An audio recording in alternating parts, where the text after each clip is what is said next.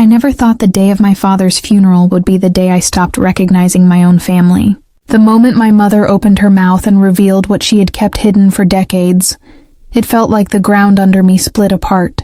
I remember the heavy air in the church, the smell of flowers mixing with candle wax, and the low hum of whispered condolences that surrounded me. My hands trembled as I held the folded paper of my father's eulogy, still wet with my tears, but my mind was too distracted to even read the words. People filled every seat, some crying, some staring quietly, all united in grief. My father had been loved by many, respected by all, and I was proud to be his child. Or at least I thought I was. My mother sat in the front row, wearing a black veil that covered half her face. Her posture was too stiff, her hands clutched together so tightly her knuckles were white. I thought it was grief, but now I wonder if it was fear. I could hear relatives behind me whispering about how strong she was, how she hadn't shed a single tear since the day he passed. "She's holding herself together for her children," someone said softly. I wanted to believe that. I wanted to believe she was a rock, a pillar we could lean on, but I saw the way her lips trembled every time she looked at the closed casket, as though the silence inside it was screaming something only she could hear. The service began. The priest spoke about my father's kindness, his loyalty, his dedication to his family, and I nodded along, because that was the man I knew too. Strong, dependable, loving, the man who held my hand when I was scared, who taught me how to ride a bike, who sat with me when I cried over my first heartbreak. But as the words filled the room, my mother shifted in her seat. Her chest rose and fell faster, her breathing uneven, and I could sense something was building inside her. Something dangerous. Then, as the priest asked if anyone wanted to share final words, she stood. All eyes turned toward her. My heart skipped. I thought she would finally cry, finally let go, but instead she took a long breath, removed her veil, and whispered words that froze me completely. "There is something you all need to know about my husband." The moment those words left her lips, the room fell into a silence so deep it felt like even the air had stopped moving.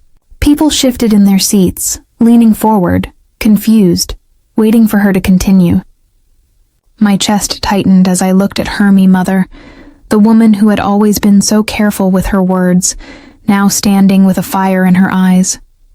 Her voice trembled but carried a strange strength, the kind that comes from years of being silent and finally choosing to break free. "You all think you knew him," she said, her eyes sweeping over the crowd. "You think he was loyal, devoted, perfect? But there were things about your beloved husband, father, friend, things none of you could imagine." Gasps filled the room, and I felt my knees weaken. I wanted to stop her, to grab her hand and whisper, "Not here, not now," but I couldn't move. My throat was dry, my palms cold, my heart racing so loudly I thought everyone could hear it.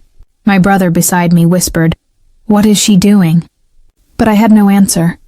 My mother turned to us, her children, and her gaze lingered on me as if to prepare me for a storm I had no shelter for. Then she looked at the casket, her lips trembling, her voice breaking into a low cry. "He was not the man you all believe he was." Murmurs rose like a wave crashing against stone. Some people shook their heads, others exchanged sharp glances, and a few even whispered prayers under their breath.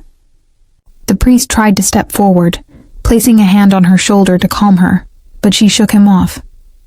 Her voice rose, stronger this time, sharper, almost angry. "You need to hear the truth before you bury him. Because once that casket goes into the ground, his lies go with him." My stomach twisted violently, every nerve in my body screaming for her to stop. This was supposed to be a moment of peace, of farewell, but instead, it was becoming something darker. My father's memory was unraveling right in front of strangers, neighbors, friends, people who had adored him. I looked at the coffin, the polished wood shining under the church lights, and for the first time in my life, I was afraid of it. What secrets was it hiding with him? What kind of truth could possibly be so heavy that my mother would shatter us all on the day of his funeral? And as she took a shaky breath and prepared to continue, I realized I wasn't sure I wanted to know. My mother's voice echoed through the church like a blade cutting through the silence, and every word she spoke pulled us deeper into a world I never imagined was ours. She looked at the coffin one last time before turning back to the crowd, her shoulders stiff, as if she had been carrying this weight for far too long. "Your beloved husband," she said slowly, her voice trembling, "was living a double life." The words struck me like a thunderclap. I heard someone behind me gasp so loudly it almost turned into a cry. My brother's jaw dropped, his face pale, and I felt my own body sway as if I might collapse. A double life? My father? The man who tucked us into bed at night, who never missed a family dinner, who preached loyalty and honesty. The image of him in my memory began to crack, and I felt like I was watching my childhood crumble right there on the church floor. My mother clenched her fists and went on, her words gaining more fire. For years he made us believe he was faithful, that this family was his whole world. But he had another family, another woman, another child. A sharp collective gasp filled the church, and whispers broke out like wildfire. Heads turned, eyes darted. People shook their heads in disbelief. Some covered their mouths. Others leaned in closer to hear more, as if they couldn't look away from the train wreck unfolding before them. I could feel the blood draining from my face. My chest ached as though someone had slammed a fist into it. My brother whispered, "She's lying. She has to be lying." But the look in her eyes told me she wasn't. My mother wasn't cruel. She wasn't dramatic. She wasn't the type to invent such a thing on a day like this. No, she was breaking, and she was dragging us with her. She pointed a trembling hand toward the back of the church, where a woman sat in the shadows, her face partially hidden beneath a dark scarf. The woman's eyes glistened with tears, and beside her a young boy, no older than 10, clutched her hand tightly.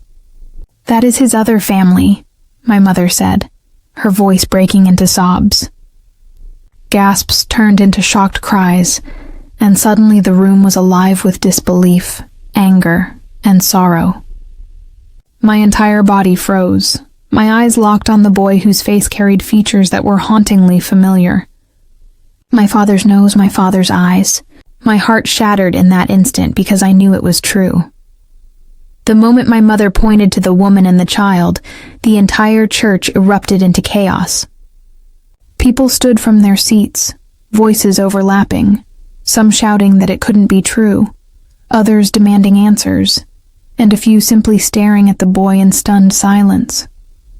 My brother grabbed my arm, his nails digging into my skin, whispering furiously, "This is madness. She's lost her mind." But I couldn't speak. I couldn't even blink, because the boy's eyes locked on mine, and in them I saw my father's reflection. It was undeniable, a truth carved into his face like a scar that could never be erased. My mother was sobbing now, her shoulders shaking violently as she clutched the edge of the pew to steady herself. "I stayed silent all these years," she cried, her voice cracking with every word, "because I wanted to protect you. I wanted you to have the image of a good man, a faithful father. But how could I bury him today and let everyone believe a lie?" The priest raised his hands, begging for calm, but his voice was swallowed by the storm of disbelief. Relatives I had known my whole life turned toward me, their eyes wide with pity and judgment all at once, as if I had somehow been part of the deception. My chest burned with shame, anger, and confusion all tangled together. I wanted to scream at my mother for choosing this moment, for shattering us when we were already broken. Yet deep down, a small part of me respected her, because it was the kind of truth you couldn't bury. My brother finally stood up, his face red with fury, and shouted, "This is a funeral! How dare you ruin his memory like this?" His voice boomed through the church, but my mother didn't flinch. She turned to him, her eyes fierce and wet with tears. "Do you think his memory is worth more than our reality? Do you think lies deserve honor? The words sliced through the air, leaving everyone frozen. And then, from the back of the church, the woman in the scarf slowly stood, her child clinging tightly to her hand. The whispers grew louder, gasps sharper, as she stepped into the light, her face pale and trembling. The child pressed against her side, eyes darting nervously around the room.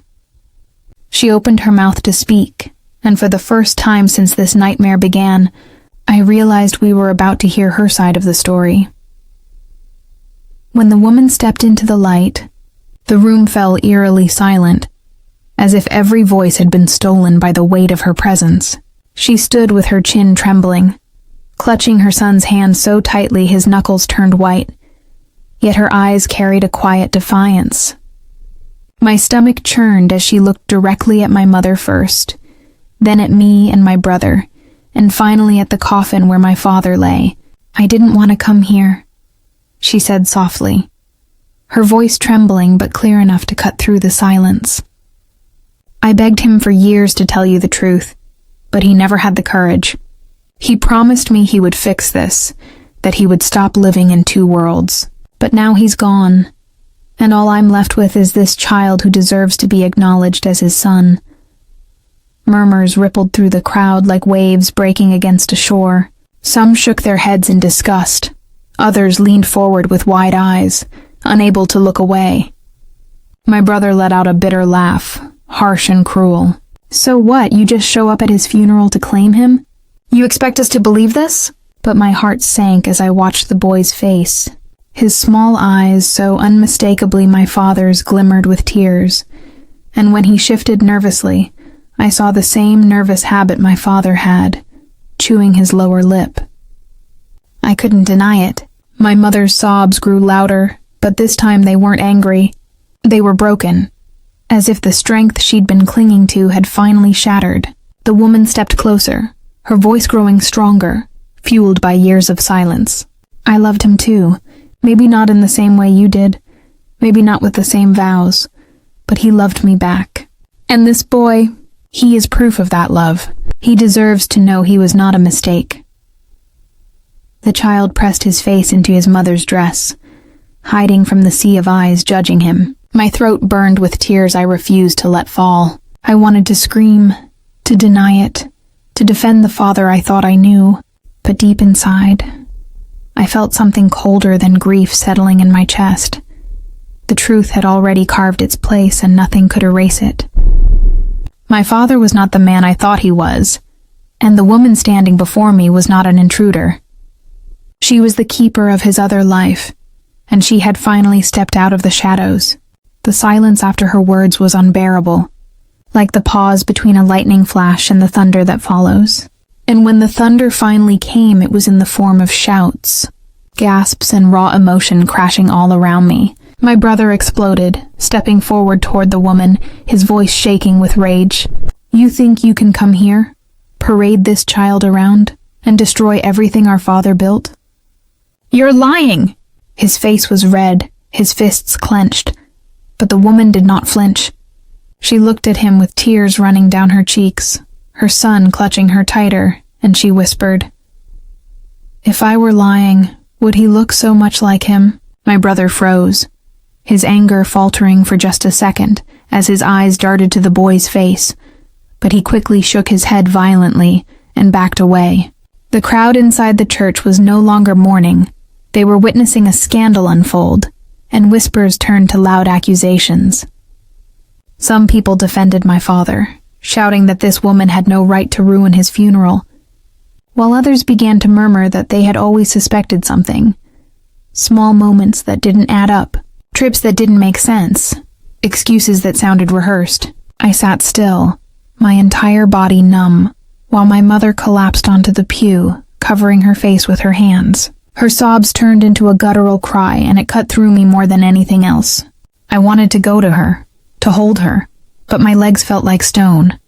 My mind was spinning, pulling me between two worlds, the father who raised me with tenderness and love, and the man this woman described, one who betrayed us with a secret life. The coffin sat at the center of it all, silent and heavy, as if it were mocking us. I wanted to scream at him, to demand answers, to beg him to wake up and explain himself. But the truth was, he had taken every explanation to the grave. The priest shouted for silence, his voice echoing, but no one listened. My brother stormed out, slamming the doors behind him, leaving me with the wreckage of my family's broken image. And as I looked around at the chaos, my heart pounded with one single, terrifying thought. Maybe the lies had been around me my entire life, and I had been too blind to see them.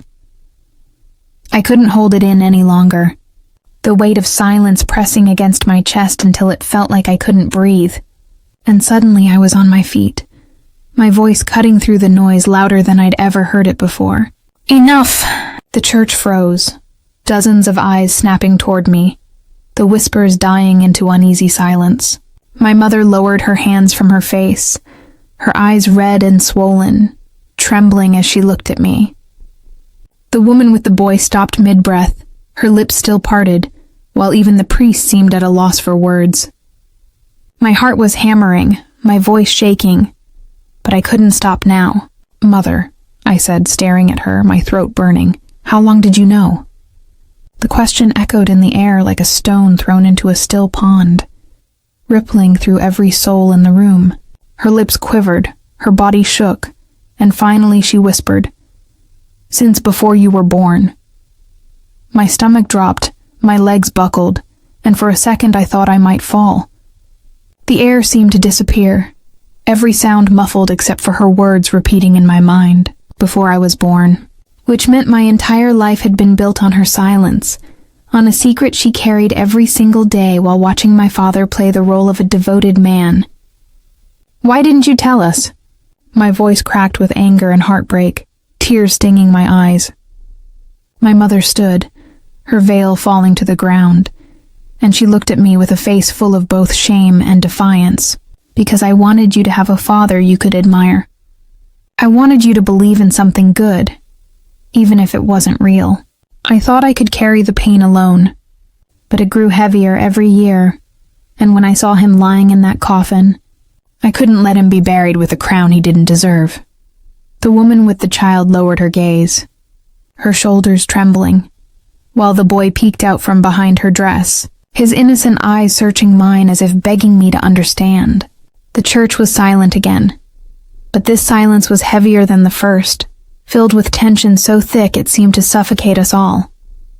And standing there, surrounded by mourners and secrets, I realized that my life, my family, my very identity had been rewritten in the span of a single day, and there was no turning back.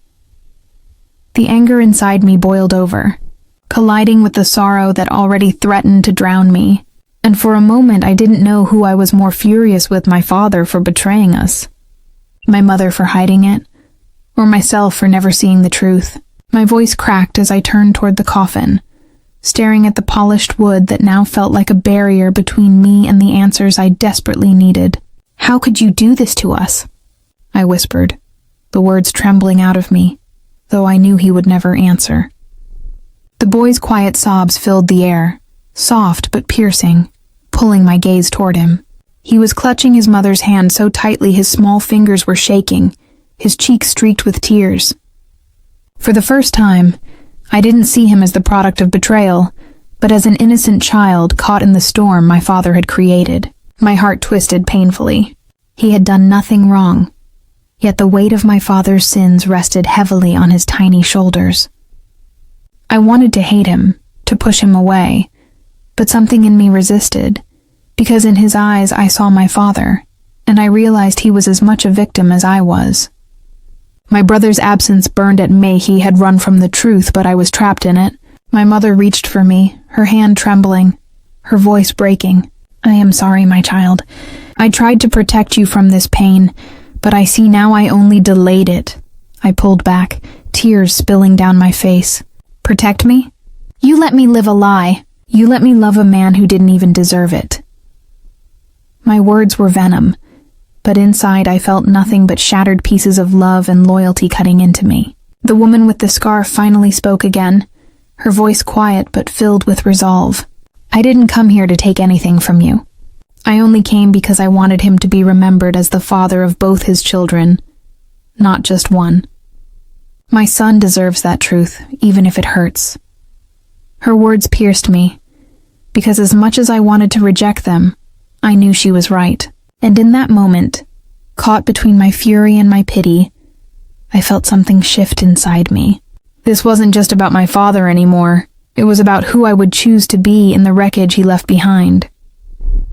The room felt like it was closing in on me, the air thick with judgment and sorrow, every eye burning into my skin as if waiting for me to declare whose side I was on. My chest rose and fell in sharp breaths, and for a moment, I wished I could vanish into the floor, away from the coffin, away from my mother's broken face, away from the boy's trembling hands. But instead I stood frozen. My voice caught in my throat until it finally tore free. "If he truly loved us, he would never have done this," I said, the words shaking but loud enough to echo across the church. The crowd stirred again, whispers crawling through the silence like snakes. My mother bowed her head, tears dripping onto the floor, her body trembling with the weight of years she had carried in silence. The other woman straightened her shoulders, holding her son close. And for the first time I saw not just pain in her eyes, but pride, a stubborn pride that said she had endured enough hiding. The boy's wide eyes locked on mine, and I felt something inside me unravel. How could I condemn him for my father's choices? How could I let him grow up believing he was nothing more than a dirty secret? Yet at the same time, every part of me ached with betrayal. The love I had carried for my father now poisoned and sharp. I turned to the coffin, my voice rising, my anger spilling out at last. "You ruined us. You left behind not just grief, but chaos, lies, broken pieces of a family that never truly existed." My fists clenched, my tears hot and angry. "You were supposed to be our protector, but you were a coward." A hush fell over the room, every ear straining to hear, and I felt my words hang in the air like smoke that refused to fade. My mother sobbed harder, burying her face in her hands, while the priest stood helpless, his attempts to bring peace drowned by the storm my father had left behind. For the first time in my life, I felt the weight of my family's eyes not on him, but on me, as though I now carried the responsibility to decide what came next. Would I embrace the truth, acknowledge the boy as my blood, or turn away and let the wound fester into hatred? I didn't know yet, but I felt the choice pressing down on me like the final nail in my father's coffin. The storm inside me didn't calm easily, but as I stood there in front of my father's coffin, surrounded by grief, betrayal, and raw truth, I felt something inside me shift. For so long, I had believed my father was a perfect man, a symbol of loyalty and strength, but now I saw him for what he truly was. A flawed human who made choices that tore our family apart. My heart still ached with anger, but beneath that anger came an unexpected clarity. I looked at my mother, broken and trembling, and for the first time I saw her not just as the woman who kept secrets, but as the woman who carried a burden too heavy for one soul to bear. Then my eyes drifted to the boy, his small face streaked with tears, his innocence trapped in a world he never asked to enter. He was not the enemy. He was not the betrayal. He was just a child, like I once was, who deserved to be seen, to be loved, to be free of the shame my father's lies had tied around him. Slowly I walked toward him, every step heavy but certain. The church was silent again, breaths held, eyes following me as if waiting for an explosion. The boy clutched his mother's hand tighter, fear flashing across his face. But when I knelt down to his level, I saw hope flicker in his eyes. My voice was soft, breaking, but steady enough to carry. "You are my father's son, which means you are my brother." Gasps filled the church, some in shock, some in relief, and I felt the weight of generations of whispers finally lift. The boy's lips trembled, and he nodded before throwing his arms around me, sobbing into my chest. For the first time that day, my tears weren't from anger, they were from something deeper. something that felt like healing. My mother wept harder, but there was gratitude in her eyes, as though my choice had given her some measure of peace. The other woman cried too, whispering, "Thank you," over and over through trembling lips. I stood again, facing the coffin one last time. "You failed us," I whispered, my voice steady. "But your lies won't define us. We will write a different story now, one of truth." As the priest prepared to continue the service, I realized that though my father had left us with scars, I would not let them become chains. The secret had destroyed the man I thought I knew, but it had also given me the strength to rebuild, to step out of the shadow of his deception, and to finally claim my own voice.